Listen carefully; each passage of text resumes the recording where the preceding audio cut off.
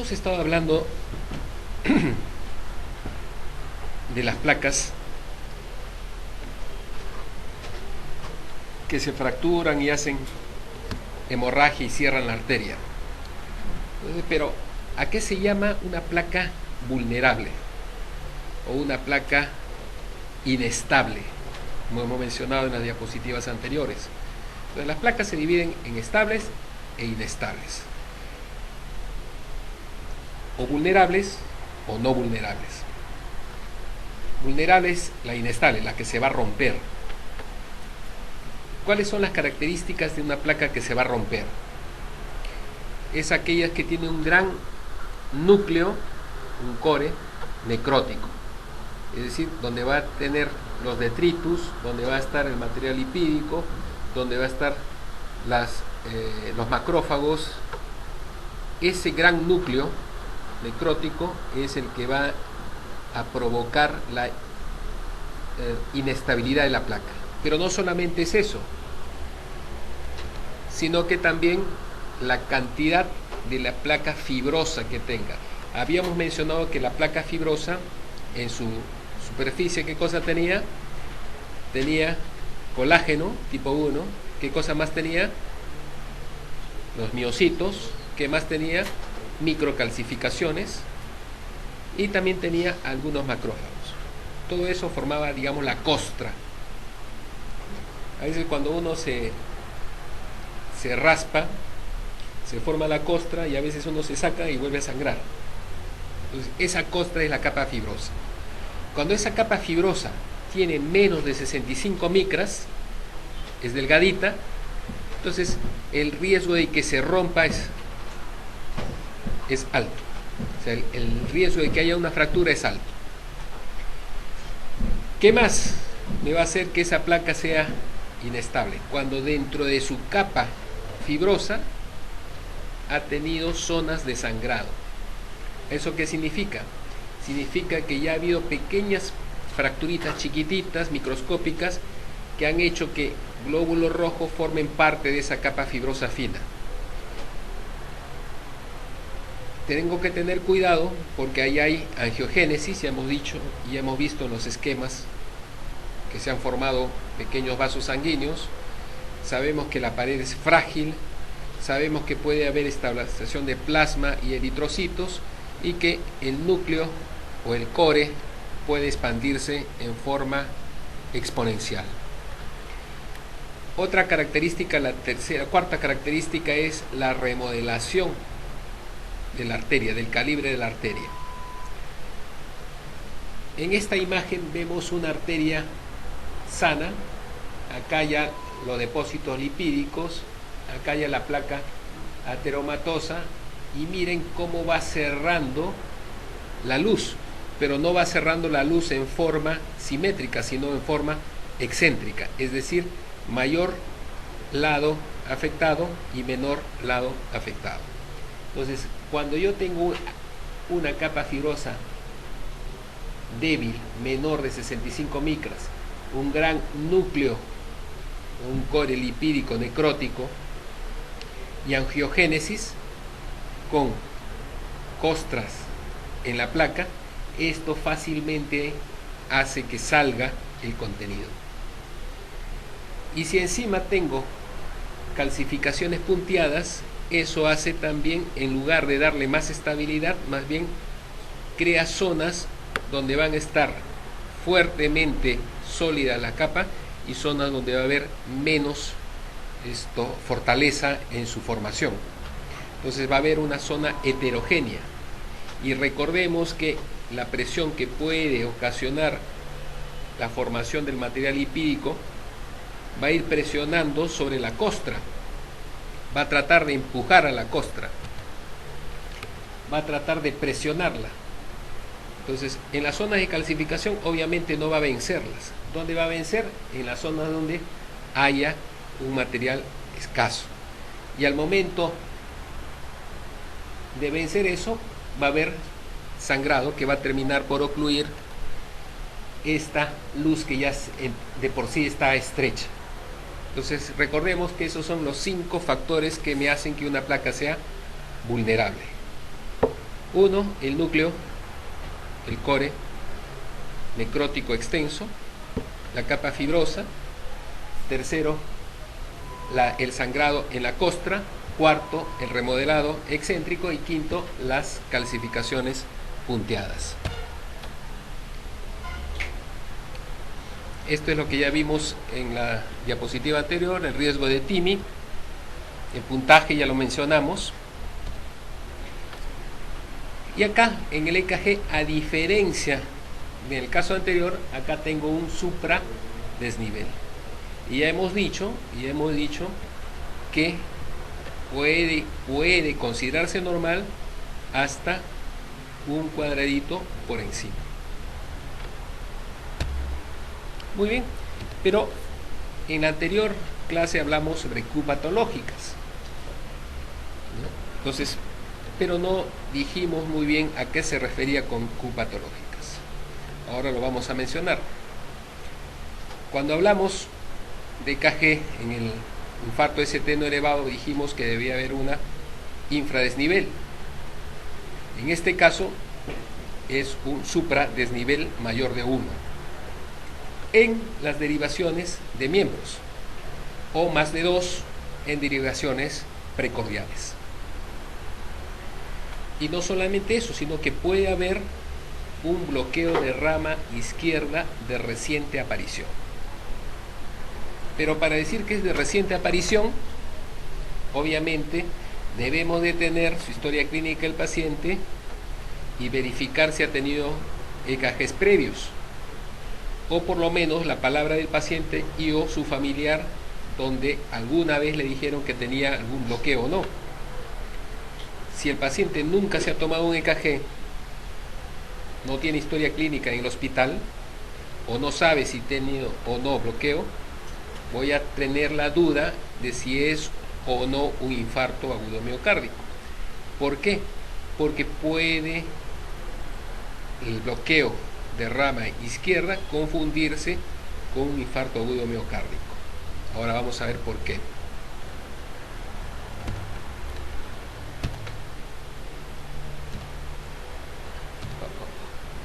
Esto es lo que les estaba mencionando en la anterior clase. En verde aparece la línea basal y este es el supradesnivel. En el caso anterior habíamos visto un infradesnivel de más o menos 3 cuadraditos. Acá, ¿cuánto tengo? 1, 2, 3 también, un poquito más de 3.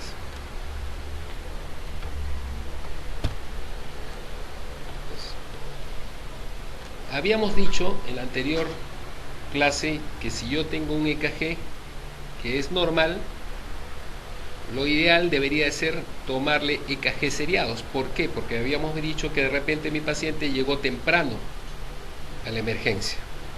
Entonces, algunos dicen que deberíamos de tomar un EKG cada 5 minutos. O debería de hacerse un monitoreo, ¿no? Le colocas un monitor al paciente y ves cómo están las ondas. Si encuentras alguna alteración, le tomas un EKG de 12 derivadas. Entonces, desde que empieza a haber la aparición de hallazgos electrocardiográficos, ya no se toma cada 5 minutos, sino se toma cada 6 u 8 horas. Entonces, EKG normal, le tomo cada 5 minutos hasta que aparezca alguna lesión.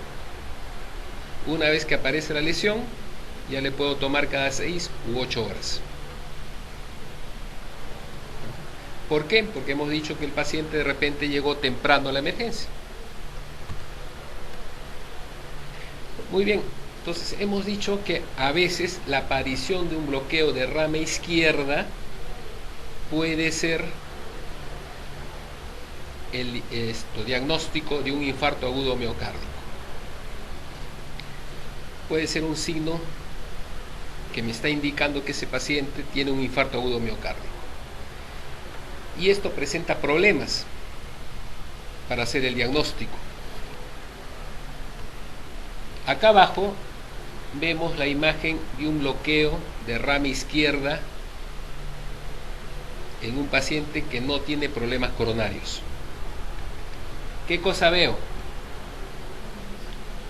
Miren, tengo una Q. Cualquiera me puede decir, esto es un infarto. O tengo una T negativa. Es una isquemia.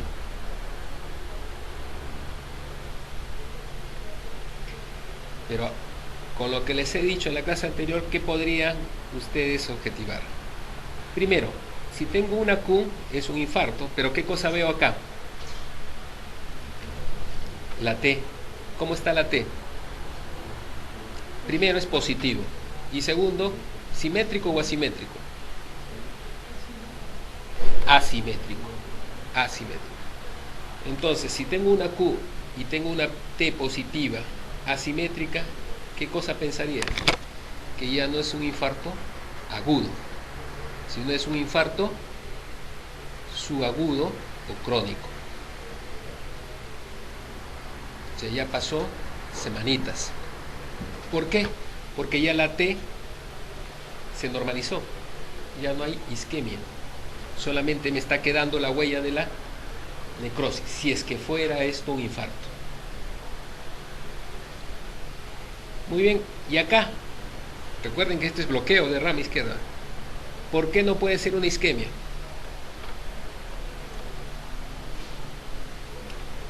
Si es negativa. Ya les he dicho que el diagnóstico definitivo, ¿qué cosa es? T negativa simétrica. Esta es una T negativa asimétrica. Entonces es probable que sea, pero no es un infarto, es probable que pudiera ser un infarto. Al igual que en el caso de una radiografía, ustedes no van a hacer el diagnóstico viendo la radiografía. Ustedes tienen que hacer el diagnóstico con los tres criterios: clínico, enzimático y eléctrico. Entonces, ¿cómo yo sé que es bloqueo de rama izquierda? Porque tengo un QRS ancho. Y siempre que tenga un QRS ancho con bloqueo, es decir, un bloqueo, mi T va a ser negativa, asimétrica. Entonces ven que esto puede confundir a veces. De repente me llega un paciente que tiene un síndrome de Tietze, condritis, con bloqueo, y puedo estar pensando que tiene un infarto agudo miocárdico. Entonces, como esto se presta a confusiones, el infarto agudo miocárdico con bloqueo de rama izquierda tiene unos criterios que se han tratado de hacer, y existen varios criterios. Dentro de ellos están los criterios de Esgabarosa, que son estos tres,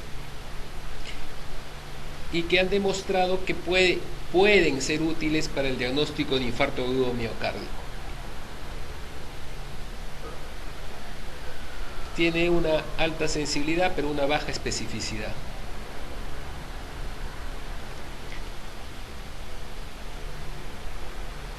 ¿Cómo sé que este es bloqueo de rama izquierda? Ya hemos dicho que es QRS ancho. Pero si ustedes se fijan, el QRS ancho tiene una melladura. Yo siempre les he dicho a los alumnos, recuerden como si esto fuera unas orejas de conejo.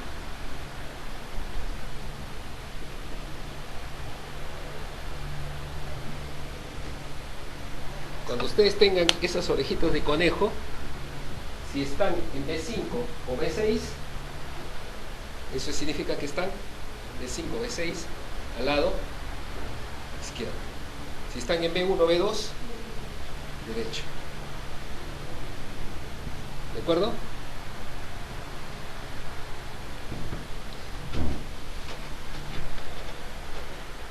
Entonces, estos son los criterios de Esgabarosa, estos tres. Miren que en un bloqueo normal de un paciente que no tiene infarto agudo miocárdico, la línea basal, miren, el punto J, miren. Ahora veamos un paciente con infarto agudo miocárdico y que tiene bloqueo. Ancho, pero miren acá el punto J. Está supra desnivelado. La línea basal y de la elevación. ¿Está cuánto elevado? Casi 2 cuadraditos. ¿Y qué dice? Elevación del ST más de un cuadradito en el complejo QRS positivo. Miren cómo está la T, miren cómo está la T. ¿Se dan cuenta? La T en un bloqueo de rama izquierda siempre es negativo. No se confundan con alguna isquemia. Bien. ¿Qué dice el segundo criterio? Depresión del ST más de 1 milímetro en B1, B3. Punto J. Miren dónde está el punto J.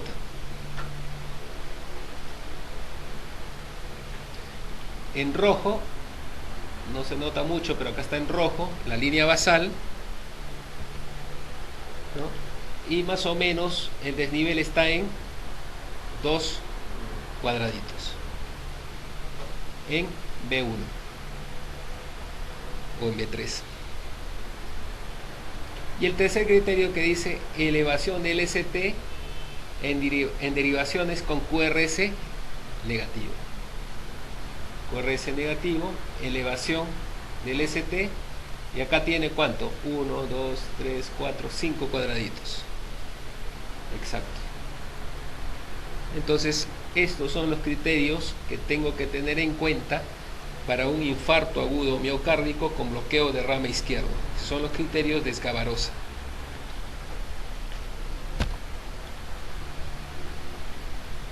Lo que les estaba mencionando, las guías dicen que lo mejor sería tener algún registro o EKG o historia clínica donde se vea que el paciente no tenía previamente bloqueo de rama izquierda. ¿Qué otros signos me indican que el paciente tenga un infarto agudo miocárdico? Una onda QR en derivaciones B1 a B3 que sea mayor o igual a 30 milisegundos. ¿Cuántos milisegundos tiene un cuadradito? 40. 0.04 segundos. ¿De acuerdo? O sea, tiene que tener más de casi un cuadradito o más.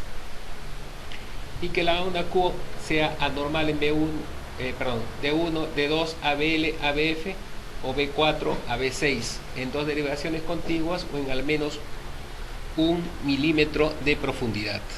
Veamos acá. Esta es una onda Q y esta es una R. Esta es una QR. Miren que acá está QR, ambas con mayúsculas. ¿Qué significa ambas con mayúsculas? Que ambas son grandes. Si fuera minúscula, sería una R pequeñita. La letra mayúscula me indica onda grande. La letra minúscula me indica onda pequeña.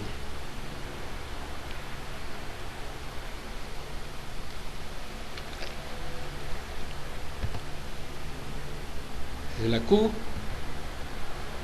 y la elevación del ST. Miren esto. El ancho de mi Q, ¿cuánto está midiendo ahí? Un poquito más de un cuadrado. Entonces está cumpliendo con el criterio que debe tener más de 30 milisegundos. O sea, el ancho tiene que ser más de un cuadradito. Y acá lo cumple. ¿Y el alto cuánto debe tener? El alto está en relación ¿con quién? Con el Q, pero con la R. Con la R. Entonces, para que yo sepa si está grande o no la Q, debe de ser 2/3, perdón, 1/3 del valor de la R. Entonces, más de un cuadradito de ancho y 25% del tamaño de la R. ¿Cuánto mide la R acá? 1, 2, 3, 4, 5, 6, 7, 8. ¿Cuánto debería de medir mi Q? Como máximo. La cuarta parte. Sería 2 cuadraditos como máximo. ¿Cuántos mide acá? 1, 2, 3, 4 y medio. Casi 5. Entonces, es ancho y es profundo. Puede ser I o, por si acaso. ¿Está claro? Entonces, los criterios para saber si la Q es patológica: que tenga una QRS en derivaciones mayor de 30 milisegundos, es decir, que el ancho sea más de un cuadradito, o que tenga una profundidad mayor del 25% del tamaño de la R.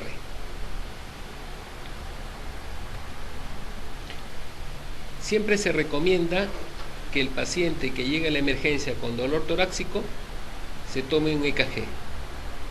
El tiempo máximo en que ustedes deben tomarle, en las guías dice que no debe sobrepasar 30 minutos.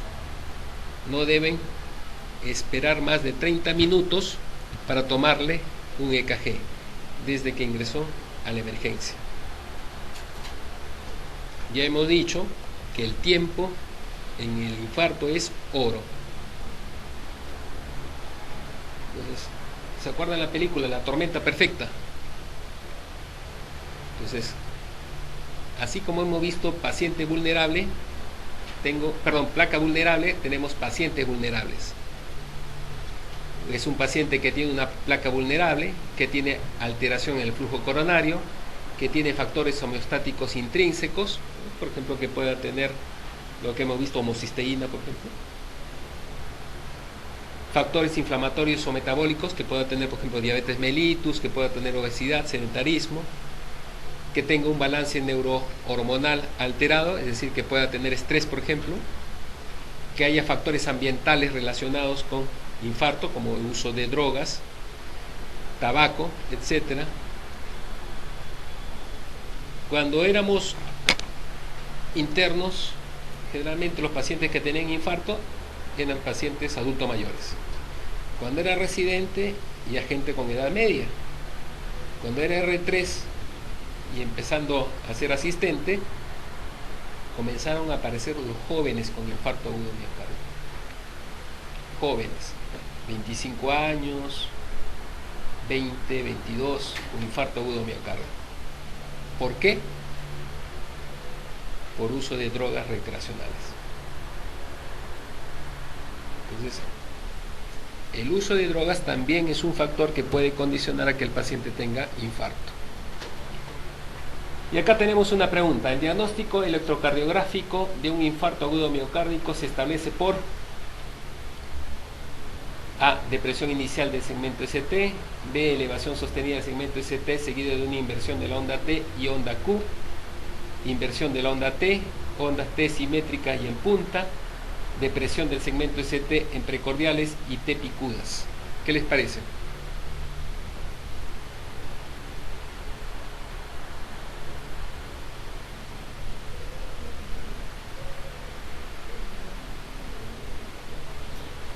Cuando me dicen depresión del segmento ST, puede ser un infarto, sí, puede ser. No me dicen si es más de 1 milímetro o menos, pero me están diciendo que hay un trastorno del ST. El problema de esta frase, ¿cuál es? Inicial. Si me dice inicial, ¿qué significa? Que después se normaliza. Ese es el problema de esta frase. Lean bien su frase. Segunda dice, elevación sostenida del segmento ST. Allá, esto está mejor. No me dice si es más de 1 milímetro o no, pero me está diciendo que es sostenido. Segundo dice, inversión de la onda T. mejor. ¿Qué cosa es alteración del ST? Lesión, ¿no es cierto? ¿Qué cosa es trastorno de la T? Isquemia. ¿Qué cosa es necrosis? Q. Acá tengo ¿qué cosa? Lesión. Acá tengo isquemia y acá tengo Q. Eso significa necrosis. ¿Qué cosa me están preguntando? Infarto. Hasta ahí, esta puede ser la respuesta correcta. Veamos, inversión de onda T. Eso es isquemia. No me dice si es simétrica, asimétrica, pero me dice que hay inversión de onda T, que eso es isquemia. Ondas T simétricas y en punta. ¿Qué cosa es? Isquemia. ¿Subepicárdica o endocárdica?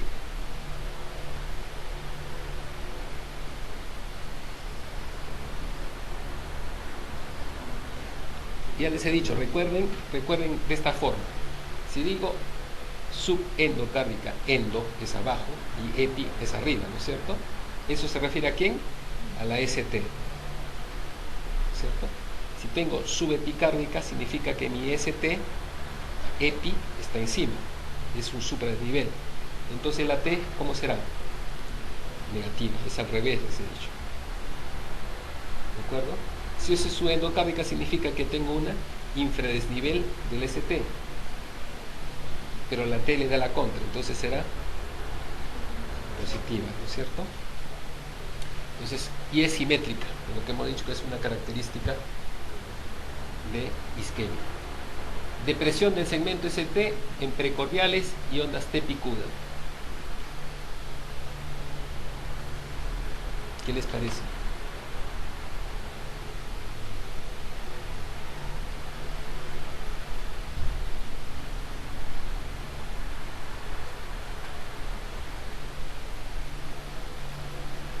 ST, ¿qué cosa es? Lesión. T picudas puede ser isquemia. Ya hemos mencionado que puede ser isquemia.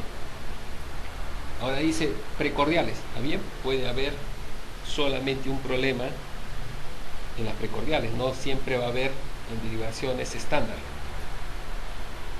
Entonces, ¿cuál de esas es la posibilidad entonces? Tengo dos, o B o E. ¿Qué les parece? ¿Cuál? ¿Cuál? La B es. Esta es la B. Un truquito.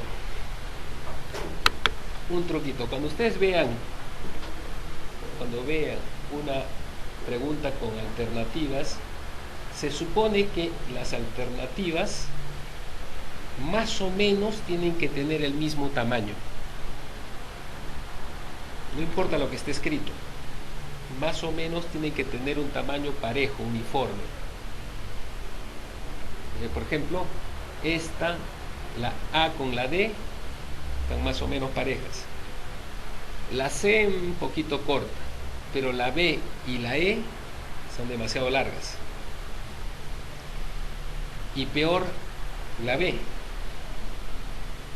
Generalmente, no siempre, pero generalmente cuando una respuesta te explica demasiado, significa que esa generalmente es la correcta. Generalmente, no siempre. Es un datito que ustedes deben tener en cuenta.